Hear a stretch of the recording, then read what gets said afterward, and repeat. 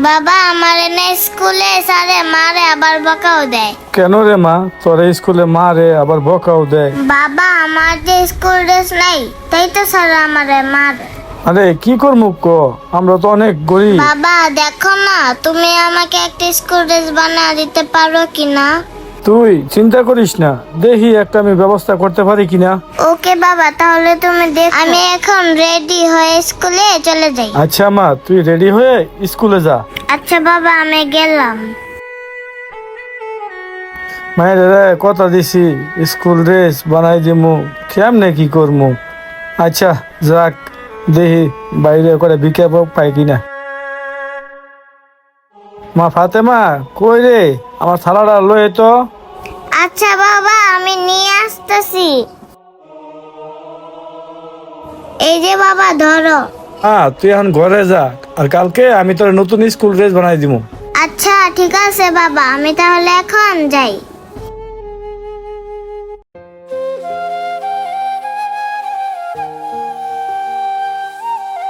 ভাই 10টা টাকা ভিক্ষা দিবেন গো।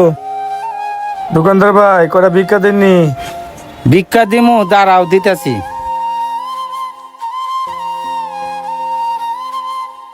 এই ধরো।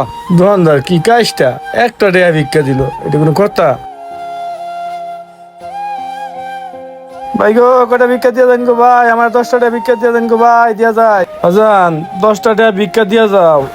বাজান আমি অনেক গরিব, আমি পায়ে অ্যাক্সিডেন্ট করে ব্যথা পাইছি, মায়ের স্কুলে ভর্তি করছি, আমার ইউনিফর্ম বানাই দিতে হইব, আমার কটা টাকা ঘরে দেননি গো। ও পুরান পাগলের ভাত নাই আর নতুন পাগলের আমদানি। ভাই আমার 10টা টাকা ভিক্ষা দেন, দেন গো 10টা টাকা ভিক্ষা। ও তোমারে ভিক্ষা দিতাম, আবার এই ব্যবসা কবে শুরু করছো? বাজান আমি আপনার বাইফার বয়সী, আপনি আমার থাপ্পড় মারলেন। আরে ভিক্ষুকটাকে মারলো কেন ছোট ভাই? যাই তো গিয়ে দেখি কি হয়েছে। থাপ্পড় মারবো না কি করব? তুমি এসে সুস্থ নিয়ে এসো ভিক্ষা করতে রাস্তাঘাটে, আবার মায়া দিয়ে দিয়ে টাকা তুলতাছ। তোমার কি লজ্জা শরম কিচ্ছু নাই? বাজান আমি সত্যি খুব অসহায়, আমার মায়ের স্কুলে ভর্তি করছি, তার ইউনিফর্ম বানাইতে হইব, 10টা টাকা ভিক্ষা দেন। তুমি রিক্সা চালাও, চাকরি করো, ভিক্ষা করতেছো কেন? এই ছোট ভাই, তুমি এই ভিক্ষুকটার গায়ে হাত তুললা কেন? ভাই থাপ্পড় মারবো না কি করব? দেখেন না সুস্থ শরীর লাইছে রাস্তাঘাটে ভিক্ষা করতে। ছোট ভাই আমি ওইখান থেকে দাঁড়ায় সব দেখছি, তুমি শুধু শুধু এই ভিক্ষুকটার গায়ে হাত তুলছো। ছোট ভাই তুমি দেখতাছো ওনার পায়ের সমস্যা, তাছাড়া তোমার কাছে সামান্য কটা ভিক্ষা চাইছে, আর তুমি ভিক্ষা না দিয়ে ওনাকে থাপ্পড় মারলা কেন? ছোট ভাই তোমাকেই বলতাছি, কারো সম্পর্কে ভালোভাবে না জেনে কারো গায়ে হাত তুলবা না, কাউকে ছোট করে কথা বলবা না, বুঝতে পারছো কি কইছি? আজকে যদি উনি তোমার বাবা হতো আর ওনার মেয়ে যদি তোমার বোন হতো, তাহলে তুমি কি ওনাকে মারতে পারতা? বলো ছোট ভাই।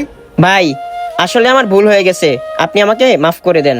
আর শোনো ভাই, তুমি ভুল করছো ওনার কাছে আর মাফ চাইতেছো আমার কাছে। তোমার যদি মাফ চাইতেই হয় তাহলে ওনার কাছে মাফ চাও। চাচা আপনি আমাকে মাফ করে দেন, আর এই 500 টাকা রাখেন, এই 500 টাকা দিয়ে আপনার মেয়ের জামা কাপড় বানাইতে পারবেন। বাজান তোমার অনেক ধন্যবাদ 500 টাকা দেওয়ার জন্য, আমার আর স্কুলের ইউনিফর্ম কিনা দিন যাবো, যাক আল্লাহ তোমার ভালো করবো। আচ্ছা ঠিক আছে চাচা, আপনি ভালো থাকেন, আমি চলে গেলাম।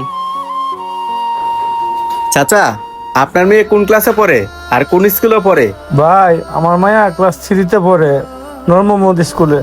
ও আচ্ছা চাচা, বুঝতে পারলাম। কিন্তু চাচা আপনার পায়ে কি হয়েছে? ভাই দুঃখের কথা কি কমু, আমি আগে রিক্সা চালাইতাম, রিক্সা চালাবার পায়ে অ্যাক্সিডেন্ট করে পায়ে ব্যথা পাইছি। ও চাচা এই কথা।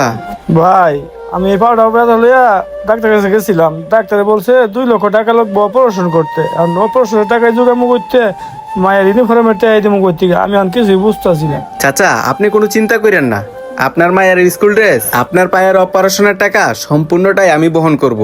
ভাই আপনি সত্যি কইতেছেন? আমার পায়ের অপারেশনের টাকা, আমার মায়ের ইউনিফর্মের টাকা সবকিছুই আপনি দিবেন? হ্যাঁ ভাই আমি সত্যি বলছি, আমি সম্পূর্ণ খরচ আপনাকে দিব।